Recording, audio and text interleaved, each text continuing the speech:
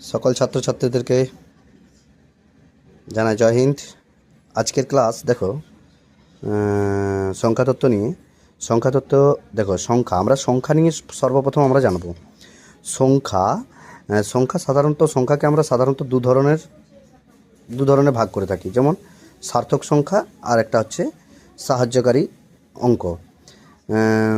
সার্থক অঙ্ক বা সাহায্যকারী অঙ্ক। সার্থক অঙ্ক কোনগুলাকে 1 থেকে 9 পর্যন্ত সমস্ত সংখ্যাগুলাই হচ্ছে সার্থক অঙ্ক, এগুলা নটি থাকে। আচ্ছা, সাহায্যকারী অঙ্ক কোনগুলোকে বলবো না? সাহায্যকারী অঙ্ক হচ্ছে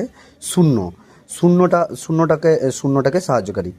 যেমন সার্থক অঙ্ক নিয়ে আমরা একটু আলোচনা করে নিই। সার্থক অঙ্ক হচ্ছে, যেমন আমি 72 লিখলাম, 7 আর 2 72 লিখলাম। এই যে 72 লিখলাম, 72টাকে একসঙ্গে বললে সংখ্যা, আর ইয়েতে বললে কয় অঙ্কের সংখ্যা? দুটো অঙ্ক আছে, 7 একটা অঙ্ক, 2 একটা অঙ্ক, দুটো সার্থক অঙ্ক আছে।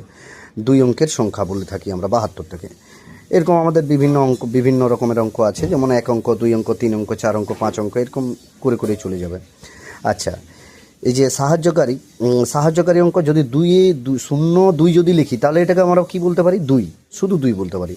আর 0 যদি 2-এর পরে বসে, তাহলে এটাকে আমরা বলতে পারি কি না? 20। এটাকে কি বলবো? 20। দেখো, এখানে 0টা হেল্প করলো, একে সাহায্য করলো আর কি 2কে, তাহলে এটা হয়ে গেল 20। তাহলে 0টা একটা কি?